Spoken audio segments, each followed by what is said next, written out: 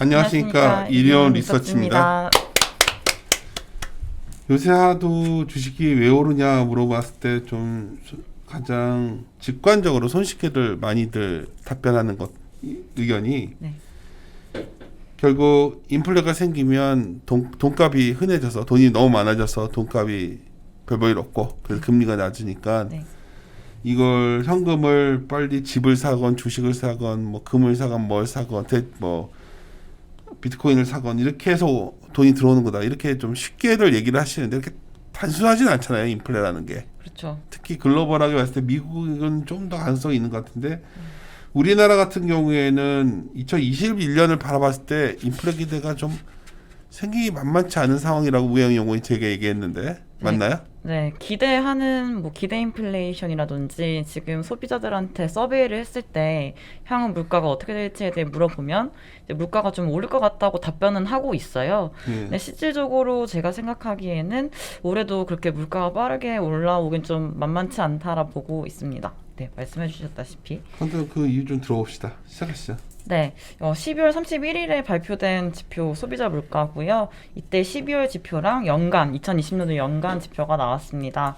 먼저 12월 지표로 말씀드리자면요. 이제 전년 동기 대비 YOY로 했을 때는 0.52% 기록을 해서 전월보다 조금 상승폭이 줄어들었습니다. 근원물가 역시도 지난달보다, 그러니까 11월 달 지표보다는 조금 소폭 감소한 모습을 보이고 있고요. 연간으로 봤을 때는 19년도가 0.38% 상승을 했는데 2020년도는 0.54%로 2019년보다는 조금 상승폭이 확대된 모습을 보이고 있었지만 여전히 0%대 기록을 하고 있다 보고 있습니다. 2020년도 물가를 한마디로 말씀드리자면요. 농산품 가격이 좀 견인했던 한 해였다라 말씀드릴 수 있을 것 같고요. 그럼에도 불구하고 0%대 물가밖에 되지 못했던 이유는 통계청에서 분석하기로는 두 가지 이유가 있었습니다. 첫 번째로는 아무래도 코로나19 영향 때문에 이제 물가가 조금 빨리 올라오기 힘든 오히려 물가가 하방 압력이 높았던 한 해였던 것 같고요. 두 번째로는 이제 정부의 정책 영향이 있었다라 분석을 하고 있습니다. 먼저 코로나19 영향부터 말씀을 드리자면요.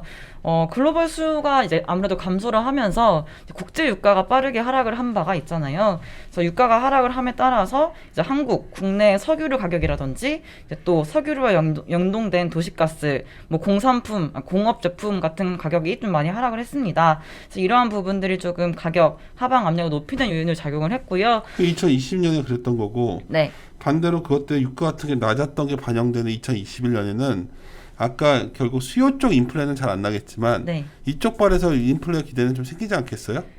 근데 말씀하셨다시피 이제 이러한 부분들 있잖아요. 2020년도에 떨어졌던 부분들에 대해서 가격이 올라오는 기저효과에 따라서 올라오는 건 맞는데 그 외에 이제 우리가 생각하는 인플레 목표는 2%가 목표치고 이제 중앙은행들이 생각하는 물가의 안정적인 그 수치가 2%인데, 그러니까 그거에 도달하기는 역부족인 거고요. 그러니까 물가가 이제 YOY로 봤을 때 올라올 수 있는 가능성은 매우 높다고 보고는 있지만요.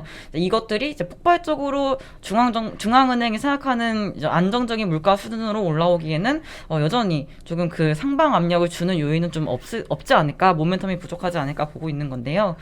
이제 좀 설명 더 드릴게요. 그래서 보시면 또 왜 그렇게 생각을 하고 있는 이유는 정부 정책 영향이 아직도 이제 복지 강화하는 측면으로 아직 남아있기 때문입니다. 페이지 3페이지의 표 2번을 보시면요. 이제 2020년도 정부의 교육, 통신, 의료 관련 주요 정책이었습니다. 보시면은 고등학교 무상교육, 그다음 무상급식을 이제 2020년도 같은 경우는 4월, 3월, 5월, 9월, 12월 이렇게 진행을 했고요. 건강보험 보장성 강화 측면에서도 3월, 2월, 9월 이렇게 했습니다. 그러니까 이것들이 영향을 미치면서 관리 물가를 많이 이제 떨어뜨리는 영향을 줬고요. 그래서 이제 또 2020년도 물가가 이쪽 측면에서는 빠르게 올라오지 못하게 하방 압력을 높이는 요인으로 작용했다고 보고 있습니다. 근데 또 우려되는 부분은 뭐냐면, 그러니까 물론 그 강도, 그러니까 이러한 정부의 정책에 따른 물가의 하방 압력의 강도가 2021년도에는 조금 약해질 수 있어요. 왜냐면 2020년도에도 많이 되어 있었고 오히려 또 통신비 지원 같은 코로나19 때문에 예상치 못했던 정책까지 포함되면서 이쪽 측면의 강화가 그러니까 복지의 강화가 되면서 물가가 많이 좀 하락을 했는데 2021년도 같은 경우는 그 강도가 조금 약해질 수는 있지만 여전히 복지를 강화하는 정책이 남아 있는 상황이다. 보시면은 뭐 전북 지역, 대구, 경북 지역에 또 무상교육 확대 시행을 할 예정이고요. 무상급식 역시도 예정되어 있습니다. 또한 또 상하반기 해가지고 흉부 초음파를 급여화한다든지 뭐 척추 MRI 및 심장 초음파를 급여화한다든지 약간 여전히 좀 남아 있거든요. 그래서 이러한 측면의 정부 정책은 복지 측면에 강화하는 부분이 여전히 남아 있어서 이쪽의 물가는 여전히 물가가 올라오기 좀 힘든 상황인 거고요. 플러스해서 이제 코로나19 때문에 여전히 그 사회적 거리두기가 2.5단계가 지속되고 있잖아요. 그럼에 따라서 여전히 내수가 부진한 상태가 지속되고 있고 지금 이제 문제가 되고 있는 대면 서비스라든지 뭐 숙박, 여행업 측면은 아직도 회복이 되고 있지 않잖아요. 그래서 이러한 쪽의 물가가 여전히 하방 압력이 높은 상황에 남아 있다라 보고 있습니다. 그리고 또 우려가 되는 부분들은, 지금 고용이라든지 뭐 소비자 신뢰 지수가 좀 여전히 조금 부진한 상황이에요. 그러니까 이런 것들이 장기화가 된다면은 또 내수의 부진, 소비의 부진으로 이어지게 돼서 이제 물가가 좀 더 빠르게 올라오긴 좀 어렵게 만드는 요인이 되지 않을까 보고 있습니다. 플러스해서 2020년도 같은 경우는 말씀드렸다시피 농축수산물의 물가의 급등이 이제 물가를 견인했던 반면에 이제 기고 효과에 따라서 올해는 이쪽 부분들의 물가가 이제 물가를 끌어올리기 좀 어렵지 않을까 보고 있어서 이제 이런 농축수산물의 그러니까 기고 효과에 따른 또 물가의 하방 압력이 또 있지 않을까 보고 있어요. 물론 이제 앞으로 이제 그 소비자들이 생각하기에는 어떠한 요인들, 어떠한 품목들이 물가를 끌어올리겠느냐라고 하는 서비에 따르면은 집세가 가장 높은 비중을 하고 있거든요. 보시면은 여기 페이지 4페이지에 그림 6번입니다. 그러니까 여기 그림 6번이 설명하고 있는 건 뭐냐면 이제 한국은행에서 발표하는 소비자 동향 조사가 있어요. 여기서 향후 1년간의 소비자 물가 상승에 영향을 미칠 만한 주요 품목이 뭐냐라고 물어봤을 때 지금 좀 주목할 부분이 집세에 대한 응답 비중이 높아지는 거 그리고 농축수산물의 비중이 낮아지는 겁니다. 그러니까 제가 말씀드렸다시피 올해 같은 경우는 농축수산물의 가격이 물가를 끌어올리기에는 조금 그 힘이 약해질 거다라 보고 있는 거고요. 반면에 집세 같은 경우는 여전히 이제 소비자들이 생각하기에는 물가를 좀 끌어올릴 만한 그 가격이 계속 올라갈 거다라고 예상을 하고 있는 상황인 거죠. 근데 지금 뭐 정부 당국의 뭐 정책이 효과를 이제 효과적으로 적용을 한다라고 가정을 한다면은 부동산 가격을 조금 차치해놓고 생각한다면은 여전히 내수 부진할 거고 코로나19가 언제까지 지속될 수밖에 없냐라 생각했을 때 여전히 불확실성이 높잖아요. 그래서 제가 말씀드리고자 하는 결론은 올해도 이제 물가 빠르게 올라오기는 조금 힘들다, 역부족이다라는 것이 금리도 올라오기 결론입니다. 힘들다는 얘기고 그럼 기존의 그런 분위기가 이어질 거다는 이게 이제 약간 우연용과 약간 생각은 다른 부분이 있지만 여하튼 데이터로만 놓고 본다면 이게 현재까지는 이런 결론이 나올 수밖에 없는 것 같고요. 여러 가지 물가가 올라오려면 그럼 어떤 변화가 있어야 우연용과 의견을 좀 더 물가가 올라간다 얘기할 거예요? 물가가 올라온다고요? 인플레 기대가 좀 생긴다. 저는 이제 펀더멘털하게 그냥 진짜 소비나 심리가 너무 좋아져야 되죠. 아름다운 얘기고. 근데 이게 자산 가격이 상승하는 것만으로 실물 인플레는 없이 자산 인플레만 진행되고 있잖아요.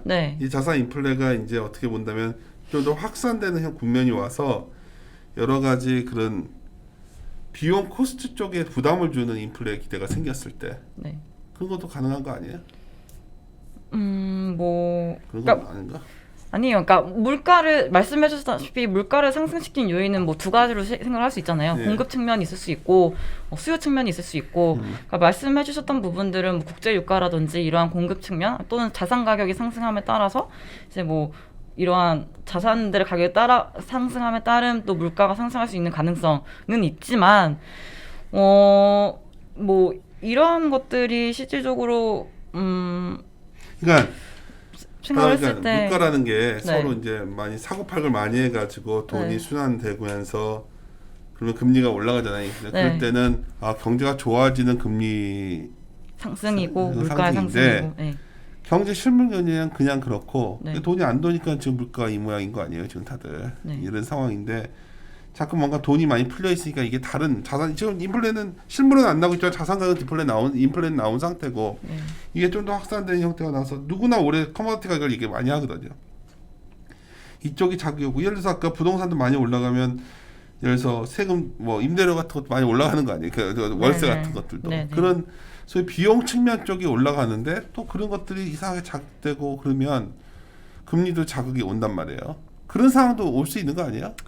네, 그러니까 제가 여기 그림 넣어놨지만 페이지 4페이지 보시면 집세 잘 말씀해 주셨는데, 그러니까 일부 이러한 자산 가격이라든지 이쪽 부분들은 올릴 수 있어요. 그러니까 올해도 이쪽 부분들은 뭐 눈에 띄게 두드러지게 올라갈 수는 있지만, 그러니까 이것들이 전체 소비자 물가를 이제 소비자 물가는 못 걸리겠지. 네, 맞아요. 그 이건 실물에 관한 차지하고 거니까. 있는 것들의 비중을 보시면 제가 또 6페이지 넣어놨지만, 그러니까 저희가 이제 한국에서 보는 그러한 분류를 보시면은, 그러니까 집세 상승하면은 물론 소비자 물가 어느 정도 올라가겠지만 우리가 실질적으로 물가로서 보는 지표상의 상승을 볼 만큼의 상승을 과연 나타낼 수 있을까라는 의문인 거거든요. 여기에 있네요. 소비자 네. 물가 종류 이게 이제 정의되어 있는 거 통계청 거기 나오는 건데. 네네, 맞습니다. 그러니까 여기 주택 같은 경우는 여기 165 여기 비중이 있거든요. 그러니까 물론 높은 비중이긴 하지만 그 외에 교육이라든지 뭐 식료품 비중을 합치면은 이것보다 훨씬 높고,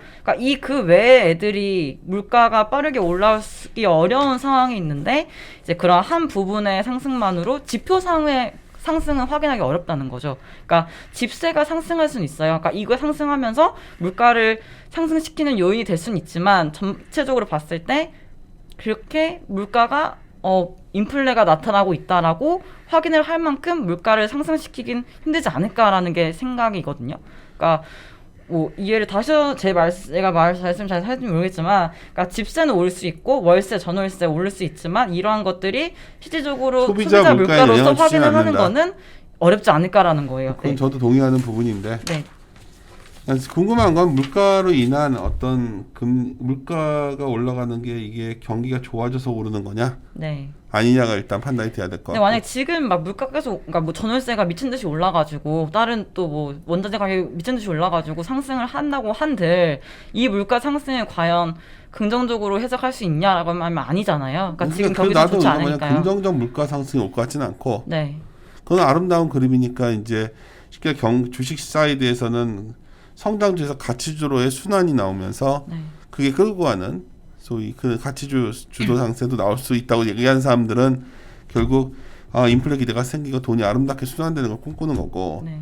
그렇지 않고 물가는 오르는데 사실은 비용적인 측면에 부담만 되는 물가가 오를 거고, 좀 뭐 바이든이 돼가지고 재정 정책을 많이 쓰게 되면 그 채권 뭐 연준에서 사주니까 별볼일 없다고 하지만 나 이게 좀 부담될 수도 있는 거잖아요 지금. 맞습니다.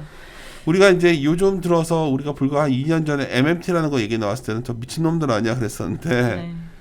요즘은 어떤 MMT 이미 하고 있는 거 아니에요 거의? 뭐 그렇게 해석하시는 분들도 있으시더라고요. 뭐 하고 있는 거죠 뭐 이 정도면. 근데 이제 예를 들어서 그게 기술통화 국가다 보니까 뭐 그런 거고 달러 가치가 약한 이유도 있고 MMT 스타일로 계속하다. 근데 이 MMT라는 것도 결국은 나중에 어느 정도 이게 한계에 오면 하이퍼 인플레 갈 수도 있는 거거든.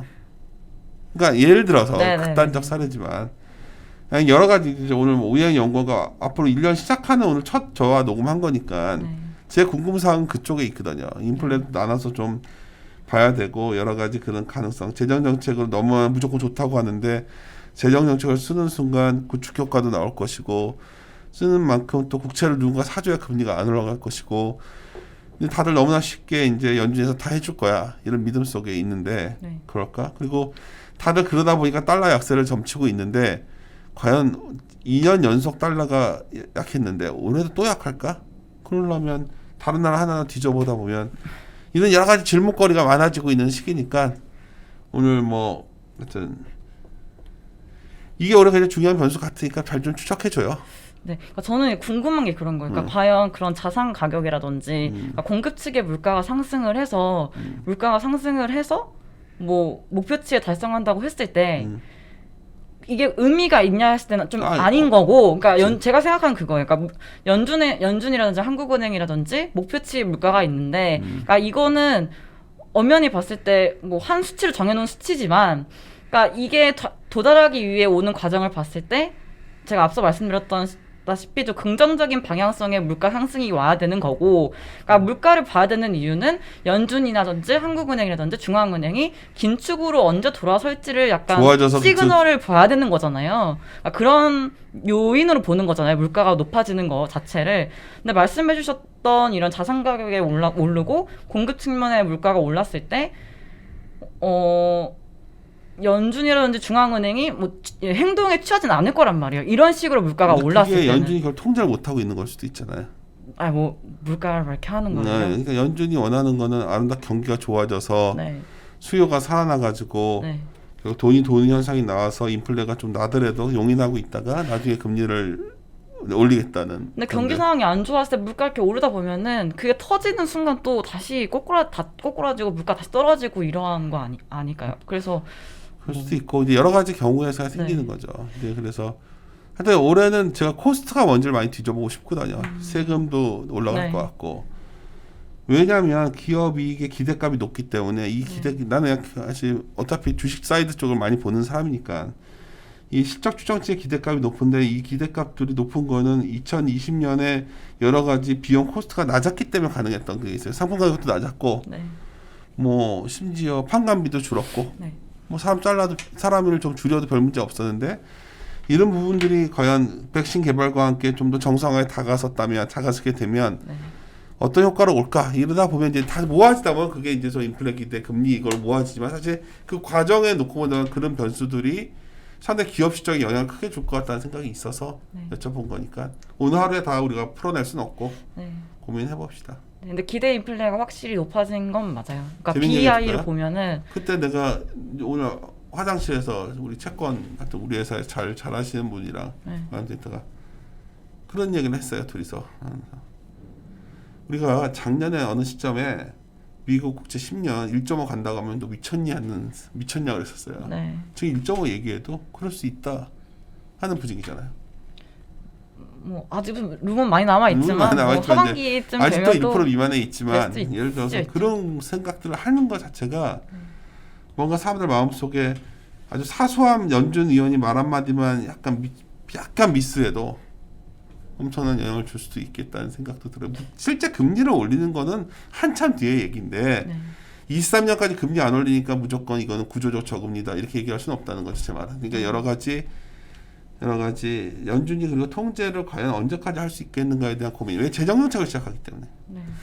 통화 정책과 재정 정책 폴리시 베이스에서 좋아지는 것도 있겠지만 이 현대의 재정 정책이라는 게 어쩌면 예산 제약하에 벗어난 지금 재정 정책들을 하는 것 같아서 제가 보기엔 이 과다 부채 문제가 어떻게 될까. 그러니까 제가 특히 최근에 뭐 우리가 시장의 상단에 대해서 좀 미스한 부분이 있어요. 그 부분에 대해서는 우리 신종원 팀장이랑 계속 얘기하고 이제 준비를 하고 있는 걸로 알고 있는데 여하튼 그래도 제가 계속 말씀드리고 싶은 거는 이 뭐 최대한 돈을 빌려서라도 자산을 사놔야 내가 부자가 된다는 위험한 생각 같다는 거. 그래서 이게 지금 뭐 현금은 다 앞으로 휴지기처럼 돼가고 의미가 없고 그래서 다 주식을 사건 부동산을 사건. 근데 그걸 정말 이길 수 있던데 그걸 만약 빚으로 하게 되면 소위 이자라는 부분이 지금 다들 무시하고 있는데 어느 날 갑자기 이자라는 게 우리에게 엄청난 부담으로 오고 올 비용 수가 측면 있는 네 거죠. 맞습니다. 내가 왜 이런 말을 자꾸 하냐면 이미 매일매일 저희가 저는 회사의 어떤 투자위원회나 이런 활동을 하기 때문에 보다 보면 기업들 날라오는 거 보면 다 그런 거예요. 지금 벌써 3월에 만약 소위 이런 채무 불이행을 안 시키기 위해서 정부가 유예시키지 않겠어요 또? 근데 안 할 수도 있는 거야. 왜냐하면 여러 가지 경우의 수가 생기고 기업 관계자는 벌써 그걸 걱정하기 시작하고 있고 네. 미리미리 어떻게 돈을 마련하고 다 이거 돈이 많다고 그러는데 시중에 다 은행들의 채권 발행해서 돈 그냥 놔두고 있잖아요 지금. 맞죠? 네. 그냥 자금 확보를 해놓는 거지 지금. 그리고 부동산도 팔아서 뭐 제가 뭐 얼마나 알겠냐마는 제 주위에 뭐 부동산으로 돈 벌었고 했던 분들도 뭐 주식을 꼭 하지는 않는 것 같고 현금 놔두는 것 같아요 그냥.